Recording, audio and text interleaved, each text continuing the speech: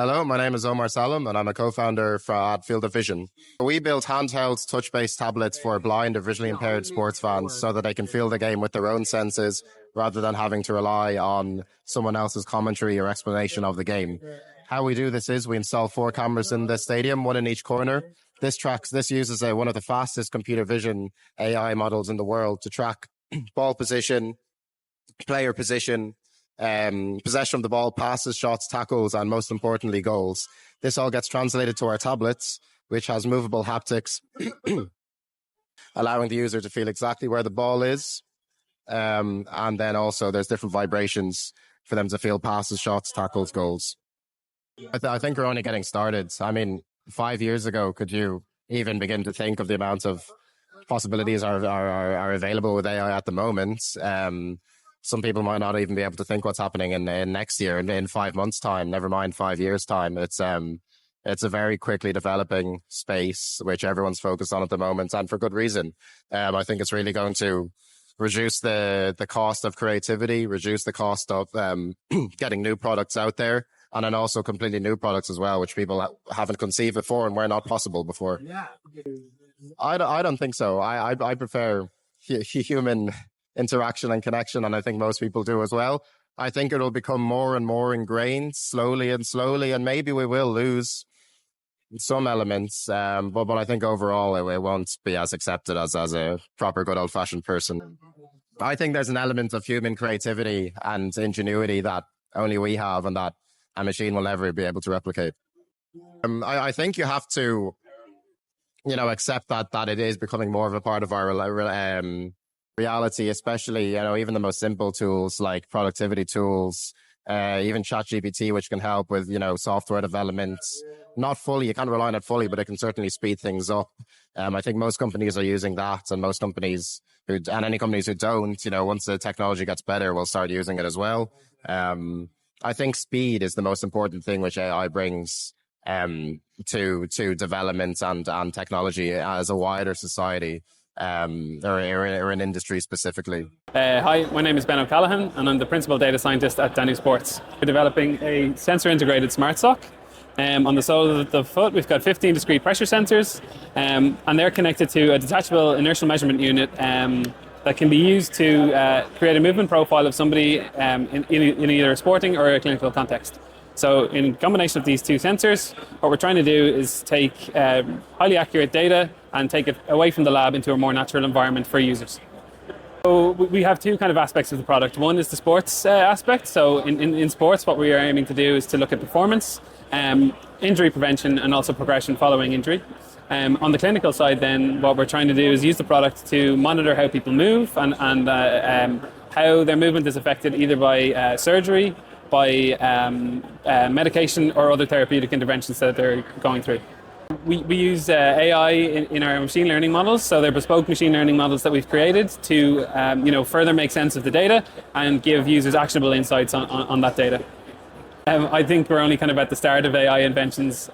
You see, like nowadays on your phone, you've got your voice assistants. AI has been integrated into nearly every piece of technology now, so it's only going to grow and become more a part of life. I believe that it's going in the way that it'll be a full part of our life. We'll begin to rely on AI for creating schedules, for communicating with people, for ordering food, for getting around the place in cars. AI is going to be integrated in nearly everything we do from now on. So I think one of the things that it'll struggle to do is have that emotional connection. You can have conversations with AI, but it's never the same as having a true conversation with somebody else. So I think that's one of the things it'll struggle with. So I guess what we'll try to do is to explain our models as clear as we can to the users, to make them understand exactly how the data's been processed and how it's being fed back to them, so that they really have an understanding of what the AI is doing versus what us as the humans in the background are doing. My name is Tusk Matsukura. I'm a CEO and founder of the company Prosonic. We are specializing in developing AI solutions, blockchain solutions, and metaverse solutions, and we call ourselves as the product creators to solve the real-world problems and help people. AI is great for a lot of things, but I will feel mostly to help the people's intelligence. So the AI can work smarter, faster, and optimize a lot of processes. For example, researching the ideas or answering the question back to back. And even now, the generative AI is helping the people's creation. So anyone can become a creator to create something very easily. So that's something has never been done. The AI itself is still like needs thinking and the input from the human beings. So once the humans' creation, their creative imagination can enter certain informations, then I think the AI can also kick off to develop the wow or innovations, and that will certainly help people. The AI can be a core partner or co-founder or best friends or something. So the best way is to really work with the AI and learn how to work with the AI so that it will certainly helps to achieve your goals, development, and business and product creation. AI might not be like fully capable of creating something from the scratch. So the idea kick has to be coming from the human beings. So that's why I've said input is necessary, the first kick. So that first kick of imagination and taking the insight, realizing what really the problems of you're having, that has to come from the human. But the rest of the work, a lot of things, the AI can do a better job. I think some people think AI takes over the human's job opportunities. I think that's true, but that's because the AI is optimizing the work process and the production flow. So in that sense, it depends on the angle you see. The AI might be taking over the opportunities, but another side of the way you should take a look at is the AI is creating another new opportunities. So if the human being can adapt, learning how to use AI and work with AIs, you can increase your productivities and the chances. So it really depends on and up to the people how to take that technologies, just like the internet.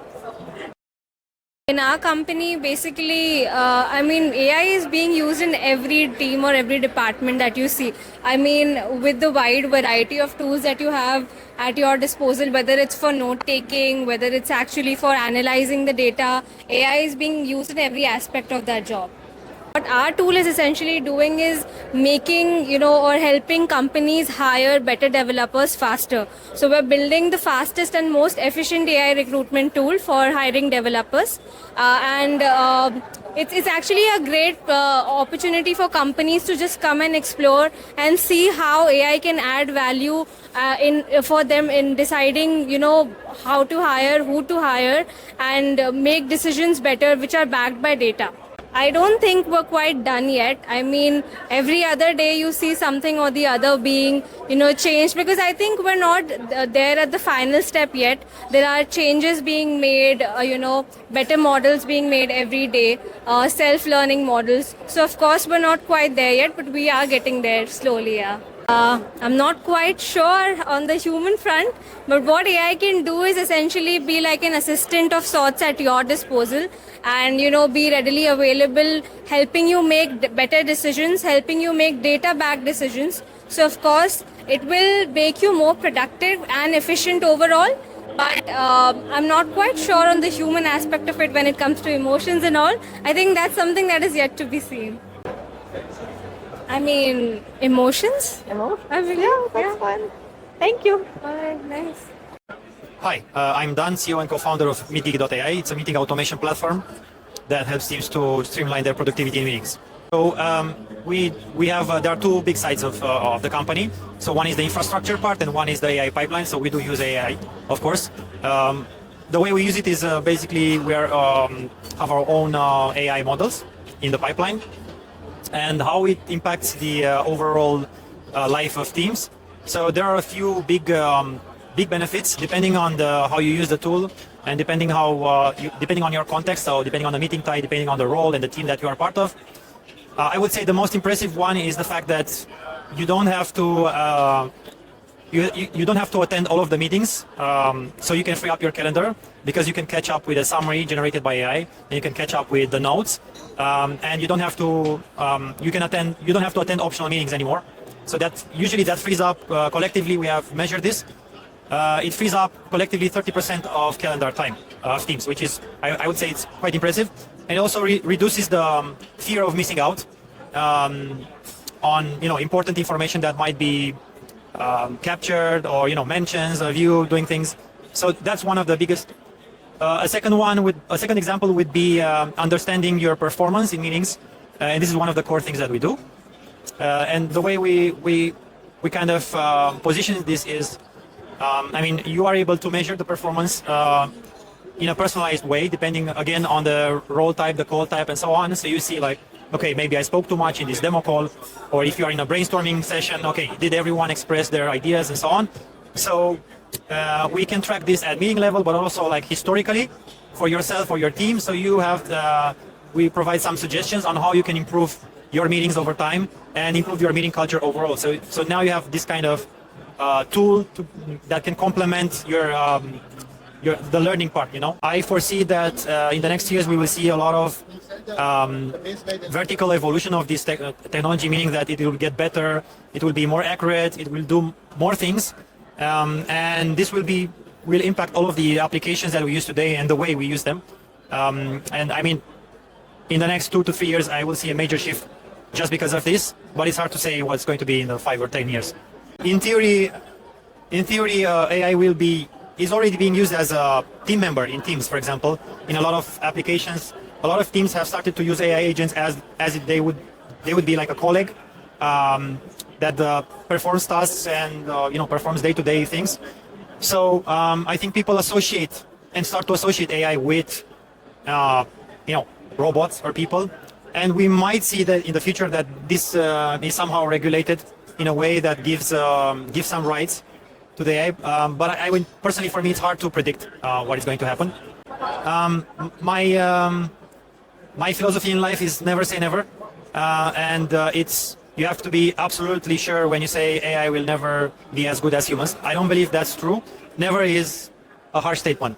I think right now, of course, there are things that humans can still do better than AI, especially in terms of when you think about creative jobs, creativity in general. I think this is, the human aspects or the human social skills are still and will still be super important in the next period.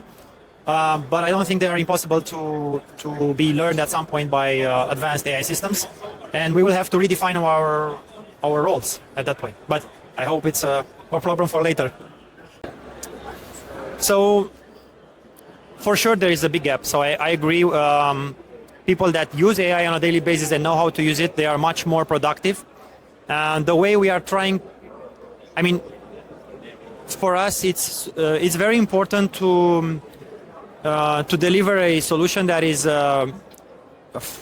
easy to understand and is very intuitive and provides good results. Okay, so we kind of like try to get from an idea from the lab, AI based, and make it actually useful and relevant for people, and kind of like help people understand that this technology can be used in very good ways, can make them more productive.